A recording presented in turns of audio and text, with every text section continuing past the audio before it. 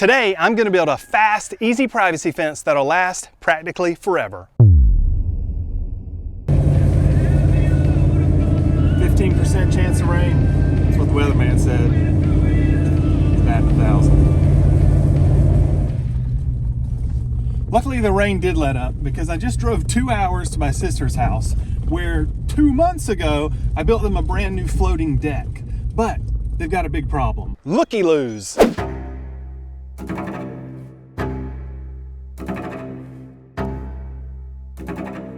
Every time they come out here, they feel like they're on display, so they need some immediate privacy. Now, my sister picked up, just a few pallets so she could build a pallet fence, but I'm not confident in the durability of these, and I can see right through them. So I think it's best if she just turns these into some wall art or pallet furniture or whatever it is people do with old pallets. Anything but a fence. What you can't see through is metal. So that's what we're gonna be using to build this fence today. And I'm not gonna need this shovel because I'm not gonna dig one single hole to build this fence. Welcome to Haxman, y'all.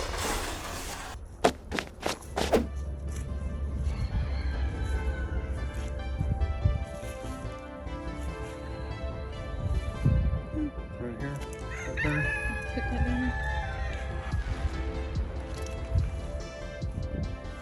Yeah, pretty much lining up. That's crazy how that works. Every time I do this, people are like, that's phooey, but it works. Okay, right here, right there. Another flag. It really is, just kind of lining up all the flags. That's crazy. That's not phooey. Now, I'm not a professional fence installer, but I do have a friend who is, Mark Olson from SWI Fence. And 3 years ago, he came to my house and we installed a no-dig privacy fence. And he taught me everything he knows. Literally everything. No. I'm just trying to figure out which structure I should pull square off of. The barn, the house, the deck. Everything's everything's kind of whip, whip, whip, whip, whip, whip out here. So I'm just gonna go off of the house. Honestly, the easiest way for me to pull square off of the house was I just taped the string to the front of the house down there. Then I pulled it all the way down there and I slowly pulled the string until it barely touched the front of the house on this corner. Then I hammered the stake in on that end. Then I came back and put this one in the middle and made sure everything was tight. Now I can measure off of that one to mark out where I want the fence. This may not be the way a professional fencer does it, but it's the way a professional YouTuber does it. 102, okay, come on down here. Hold that on there for me. Oh, good Lord. I'm at 157. I think I was a little bit off.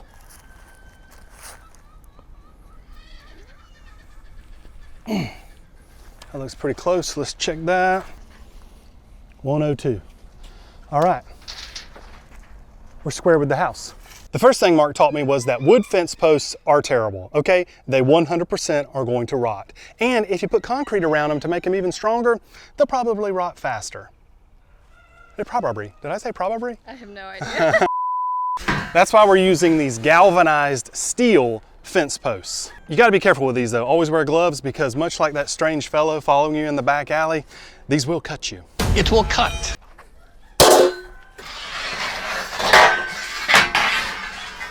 These posts are 9 feet long and I want to set them in the ground 3 feet. So I'm just gonna go ahead and mark out 36 inches. Now this will be for the first two, and then I'll show you what I'll do for the ones in between. What you got there, boy? This is a Rhino post pounder, and this is what we're gonna be driving these fence posts in with. Now let me just go ahead and say here real quick, you could, if you wanted to, dig holes and put these posts in the ground if you don't want to use a post pounder. I'm lazy, so I'm gonna use a post pounder. That's another thing Mark taught me, how to work lazily.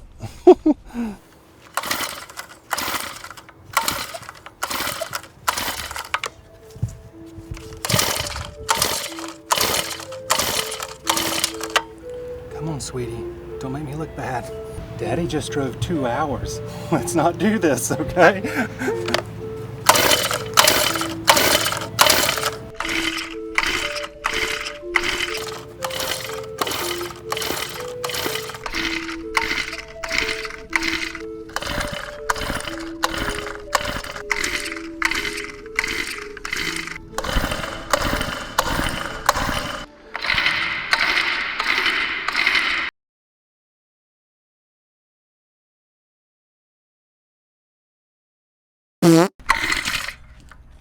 was different. We had some progress. Come on! Yay!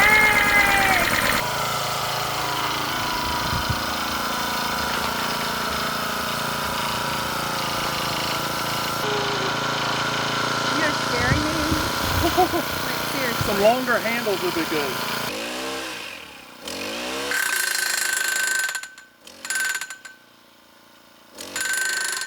So to make sure that this stays plumb, I'm just going to use my level and check it as it goes down. Right there. And right here. See that? All right. And I want to make sure I stop 3 feet in the ground.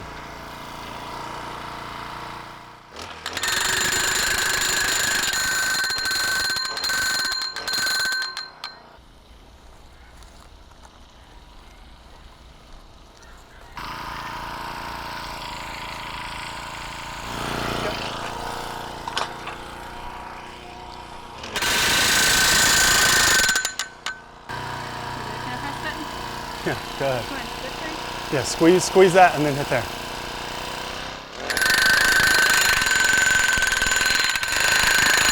Okay, good. You're good. You're good. Just one more. No, oh my God. See how far that line is from the post there? See that gap? Yarp. Okay, as I line the rest of these posts up down this entire line, I don't want these posts to touch that line because as it goes further, it could start boom, boom, boom, boom. I could start just barely touching it and the next one barely touches it and the next one barely touches it, and I could get this whole line out of whack. Because if you'll come down here to the other end real quick, come on Kim, come on, run like I You idiot. So you can see I've got that same gap down here. Okay. Now, actually the way that Mark taught me how to do this was he wraps a piece of cardboard around this and then wraps the line around the cardboard. But it's going to give me this same effect and it leaves you that small gap. So I'm just going to leave it how I have it here. So Mark, right in that center for me, okay? Right in the center of that pole. I'm going to come down here and we're going to measure out exactly the length of this. Okay? I'm at 70 feet, 11 inches, center to center. Let's figure out where to put the rest of our posts. 70 feet, 11 inches divided by, we're gonna have 10 spaces. I have 9 posts left. We're gonna have 10 spaces. That divided by 10 is equal to 7 feet, 1 1/8 inch center to center. So now I've got to measure that out. Kim, if you let me forget it, it's your fault. Can we just do 7 feet? No, you goofball, because then you lose that 1 1/8 inch off every one. What's wrong with that? That's why you're not in charge of doing I this. know. Actually, you know what? I've had an epiphany. So originally we were going to make this 78 feet long, but I'm not 78 feet long. I'm 70 feet, 11 inches. So I don't have to do 10 spaces.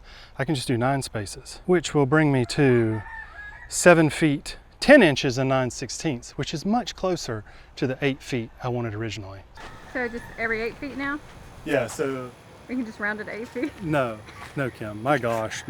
You look like steampunk or Mickey. Oh, well, we're going to be putting in a fence today, everybody. It's going to be great. How about Goofy? You are goofy. Okay, put it right in the center of this monkey. Move it down. 7 feet, 10 and 9/16.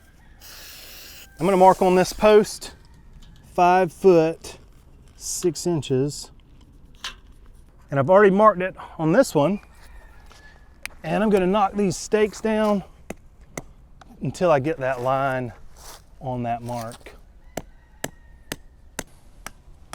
Because really what I want is the line to be 6 inches above the ground, because they've got a rise right here on the property and then it kind of drops back down here. So I want the fence to flow with the ground. I don't want it to just have a huge gap on the bottom, and I don't want to have to dig under the fence so that we can keep it perfectly level.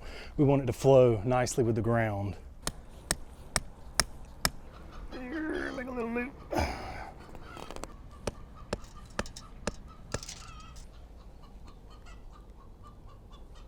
Now I'm going to mark every one of these poles 5 foot 6.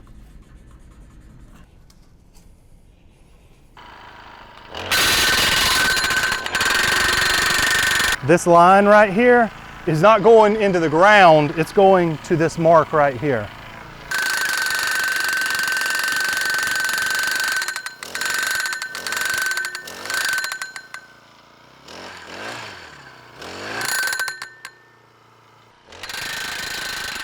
Hold on a second. Hey, this is gonna take a little bit. Editor, you wanna drop us a sick beat while I beat the rest of these posts in the ground? You got it, bro.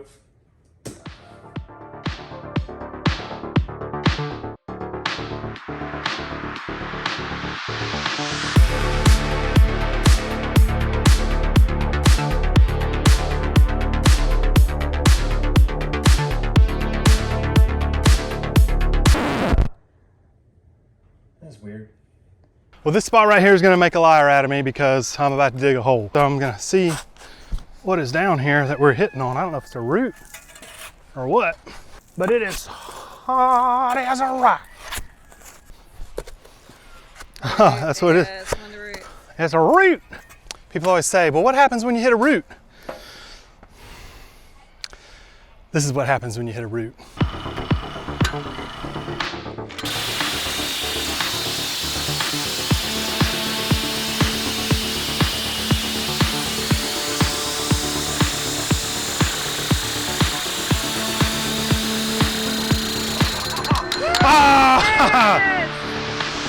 I thought we'd hit another one.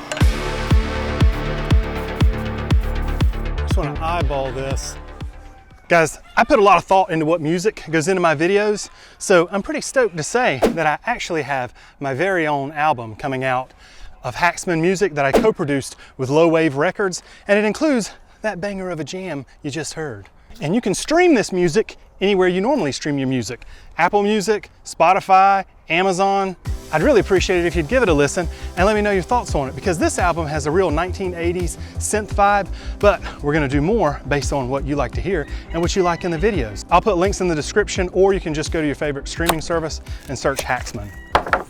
Oh yeah, that's that good stuff right there. Yeah, that's that good Home Depot stuff right there. We'll turn that into a rocking horse maybe later. Man, I hope they're all that good. Okay, because these aren't exactly 8 feet in between, I'm gonna measure at the bottom of each pole. Yeah, I need 91 5/8.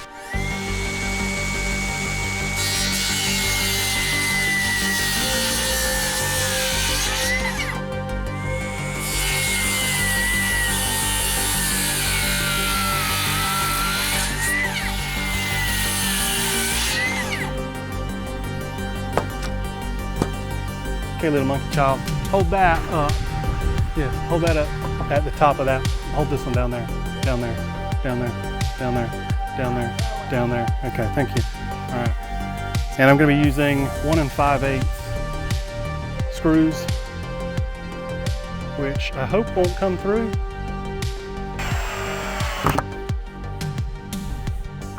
They do not come through.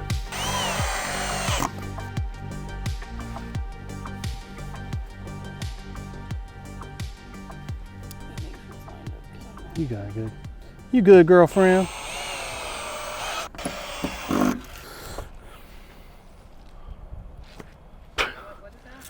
Oh, why, Kimberly, it's my handy dandy.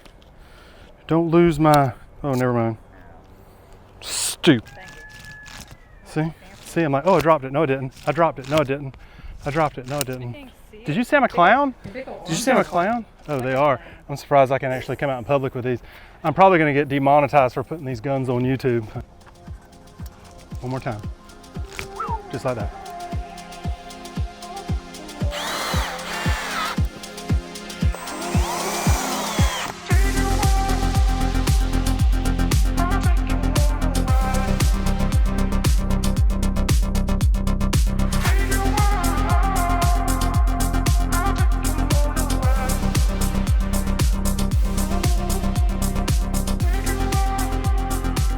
I ripped some pieces that were 1.25 inches to go on this end because I want to be able to cap this off to dress it up at the end.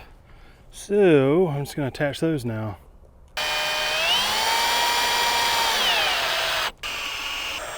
So we're gonna be using 26 gauge corrugated metal roofing. Now, you can get 29 gauge, it's a little bit cheaper. Generally, that's what you're gonna find like in your hardware stores is 29 gauge, and that's gonna be the standard corrugated, you know, swirly roofing. This I got from a custom roof supplier, thank you. I was like manufacturer, whatever. And so this is the heavier duty. This is more like the commercial grade. So it also has deeper ridges. These ridges are 1.25 inches. And this is black. Now there is one downside to this, and that's the back side is white. You could paint this ahead of time. I don't have time to do that, so my sister's just gonna go back once everything's up and paint this from the back. 1.5 inch black roofing screws.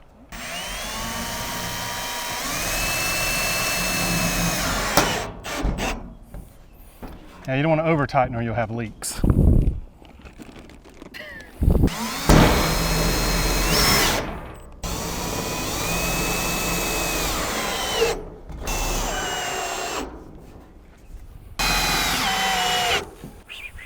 think I'm going to have to make a template so that I know exactly where to put every screw.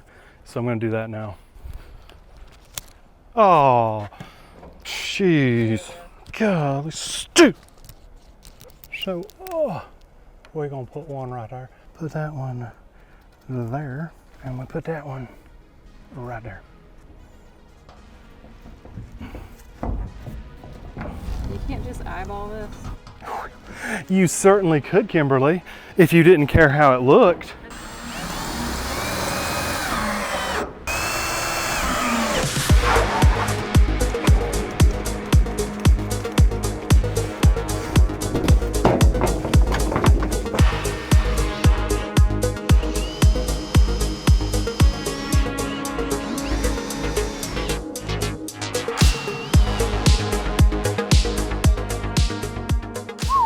The end is near, at least for the paneling.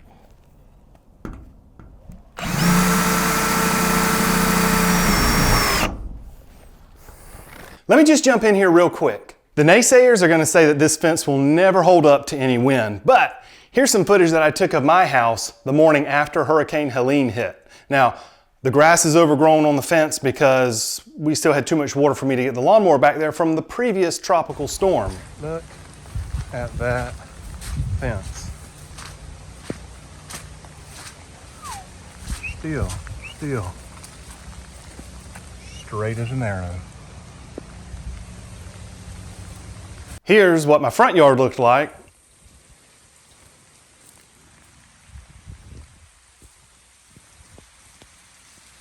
And here's what it looked like behind the fence.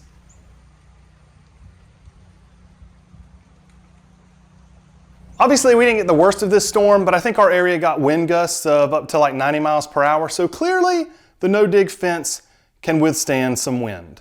Building this fence will add some privacy, but what if you want to see what's going on in your yard when you're not there? Well, the new S3 Pro from Eufy has max color vision that uses AI and a 4K camera to deliver crystal clear, day-like footage even in pitch dark conditions without the need for a spotlight, so you always know if someone's creeping around.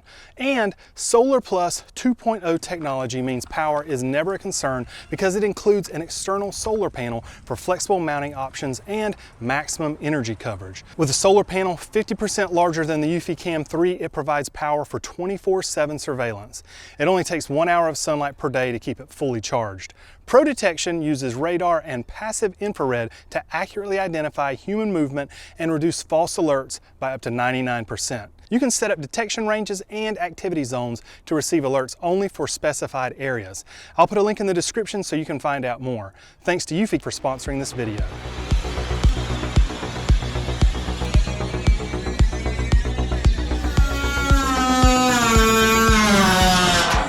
Ooh, that last bit's a doozy.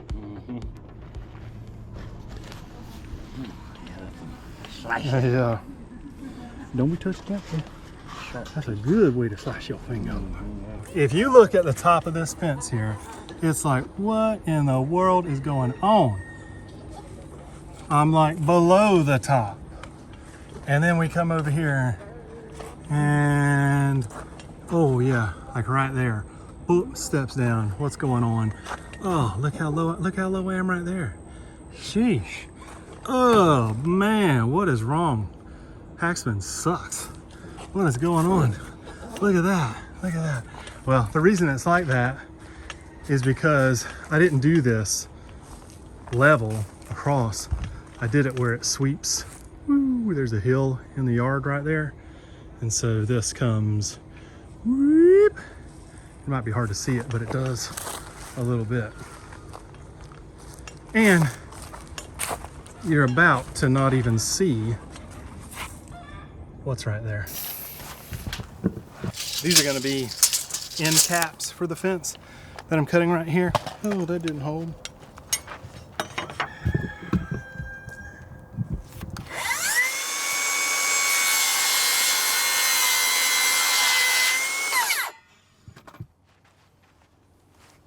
Good catch.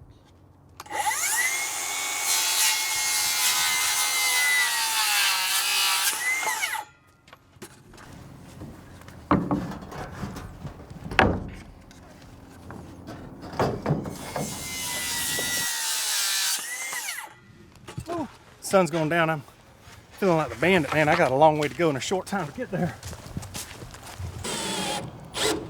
Now I'm gonna take these 2x6s and start putting these on top to dress that top up. Oh, to hide all those imperfections.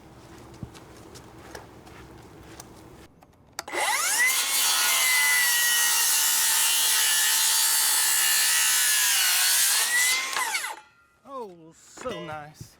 Hey, what's that mosquito spray stuff I saw here? On the little side of their little hump. Oh, that's not right. That's. Oh, you okay? Let me see. Calm down. I don't know. Can help you. I just like chopped it right on top of that. Oh. All right, let me put my gloves on like an idiot. I'm gonna take this 1x, and that's gonna be how I determine. I'm just gonna do a very small lip.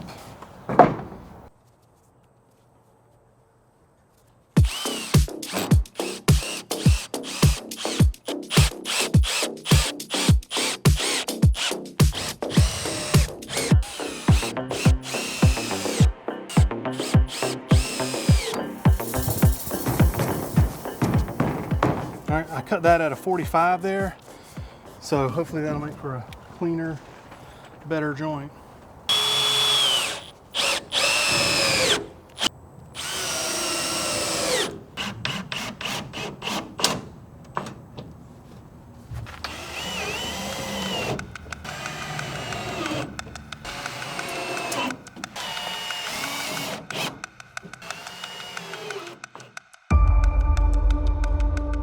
I needed probably another hour to finish everything on the fence how I wanted, but that would mean driving all the way over there, and that means a whole nother day to finish the fence. Technically, the fence is finished just how it is, and I'm happy the way it came out. My original plan was to run a 1x4 along the bottom edge of the fence as well, and run some vertical 1x4s. I wanted to frame it out in 8-foot sections. I couldn't get that done, but it still looks good and she's happy with it and they can finish it later. And best of all, they can now enjoy their deck and fire pit in complete privacy. Now you know how to build a no-dig privacy fence, super fast, super easy, and one that will last practically forever. But if you watch this video right here, I will show you how to wrap your extension cords in a way that nobody ever shows you. It's the no-fail secret method to never get another bend or another tangle in your extension cord. Thanks for watching. I'll see you next time.